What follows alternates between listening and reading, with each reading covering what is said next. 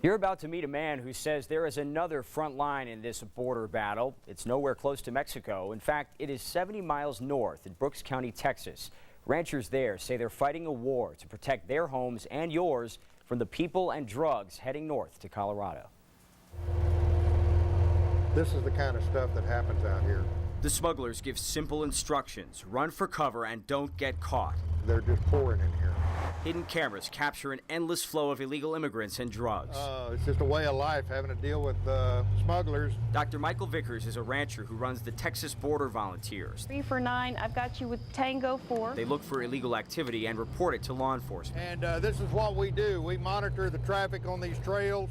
Vickers believes these ranch lands, 70 miles north of the border, are the last line of defense. From here, the illegal activity moves north through Texas towards Colorado. We're not going anywhere. We're going to stay here and fight this thing or die doing it. He's encountered everything from armed gang members to young children. I can't count the number of kids anywhere from 2 years old to 9 years old left out here.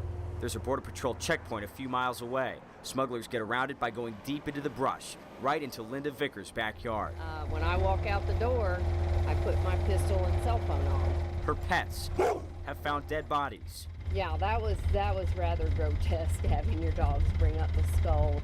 For a county of less than 8,000 people, the body count since 2005 is staggering. We've probably had close to 500 bodies found. This summer's record heat wave and drought made things worse. Can't find their way out, can't find water, and they ultimately end up dying. Vickers has found the bodies of dozens of women, many victims of violent crime. Rape, murder. It's a sad thing when that happens. Benny Martinez is the Brooks County Chief Deputy. What I have here is a missing persons book. Inside are the names and pictures of those who've gone missing, reported by family members from all over the country. Are they ever found alive? No, they're not. No. Many bodies are never identified. They end up in a small corner of the cemetery reserved for the unknowns. They're going somewhere for a reason. They're looking for a better future. This is where that American dream dies. Their sons or daughters or dads or uncles, they're human beings. So far this year, they found almost 50 bodies just in Brooks County. Many won't be identified. Their families will never know how their journey ended. Up next, two sides of the border debate square off right here in our 9 News studios.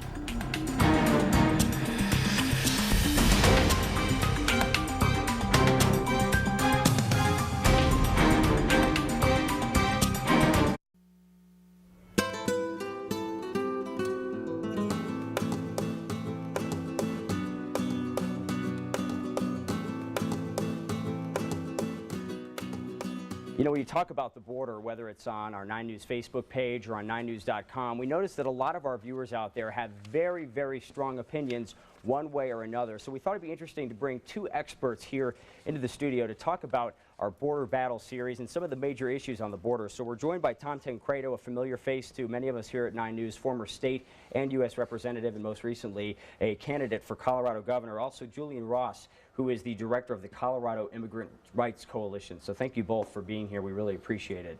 You know, on the map here, we have the border wall, and you can see the places in red here are the lines along the U.S.-Mexico border where there has been fencing or walls put up. 700 miles have a border fence and 1,300 miles don't.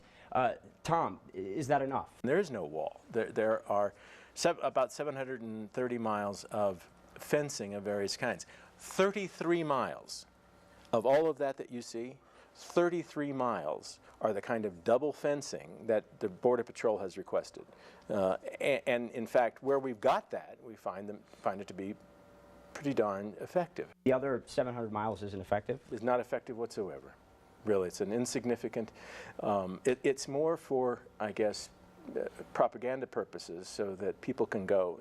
Janet Napolitano can say, look what we've done, you know. There's nothing that prevents the flow as a result of what they've done here. Julian, what are your thoughts on the wall?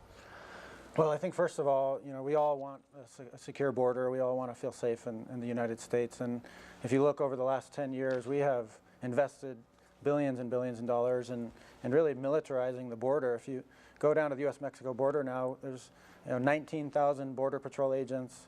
There's National Guard. There's local police. I mean, the border really probably more secure right now than it's ever been. And we think that there's better ways to regulate the flow of workers and students and families.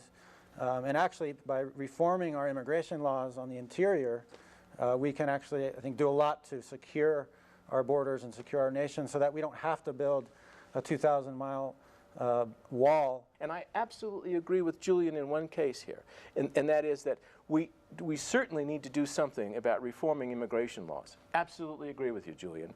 And here's what I suggest. E-Verify.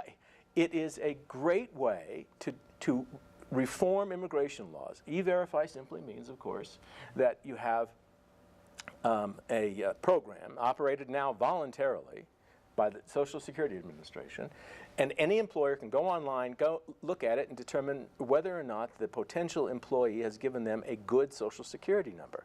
Let's have a conversation about E-Verify as part of comprehensive immigration reform, because what E-Verify doesn't answer is the question, the dilemma of 11 million illegal immigrants currently living in the United States, 3/5 of whom have been here for more than a decade. They are rooted in our communities. They have children in our schools, playing on our football teams. They're members of our churches. They're costing us billions. They're our neighbors. How are they costing us So the billions? question is, what do we do about the 11 million people living in our country? E-Verify doesn't answer that. E-Verify is that solution. I think, listen, But do an you, employer... Congressman, do you really think that 11 million people are who've been rooted in our communities? Rooted, it's just not my because fault. E-Verify, It's not my fault that they're they not get gonna rooted leave. in the community. I mean, if they've come into this country illegally, then there are consequences. And you live here for some period of time, and your kids are going to school, and all the things you say are true, but the fact is you've come in illegally, and there's got to be, should be, some penalty you pay. And that penalty in this case is that you're going to have to essentially go back and start over again. Deporting 11 million people or making life so miserable that people leave on their own is un-Christian, and it's un-American. Sure. It's un-Christian and un-American, and we can do better. It's called comprehensive immigration You reform. better not try to proselytize here or try to make me feel like it's, or anybody else who feels as I do, that it isn't a Christian approach. Because I will tell you, your sympathies are very specifically identified, specifically provided. Because I have a great amount of sympathy for people here in this country who are the poorest people that we have. I mean, the people on the lowest end of that economic ladder. As I said earlier, mostly, I would say mostly people of color. Their livelihood has been impacted. Why does no one care about them? Why isn't it Christian to say, if you've done it the right way? What about all the people, Julian, who have come into this country the right way? When you allow millions of people to ignore the right way, to violate the law, sneak into the country, and then give them the same benefits, how Christian is that? Most all of us, if you go back in our family lines, we were immigrants at one point. Sure. And I'm going to have to end it. We could keep this going for so long because obviously this is a really heated issue, and people's opinions, they really go down deep. So I appreciate you both very much being here. I appreciate so the much. opportunity. Thank you for the opportunity. I looked at it as just an tremendous opportunity to learn about a people and a culture and a whole way of life that I had never, ever experienced before. Still ahead, understanding the border, what I learned after living there for 7 years.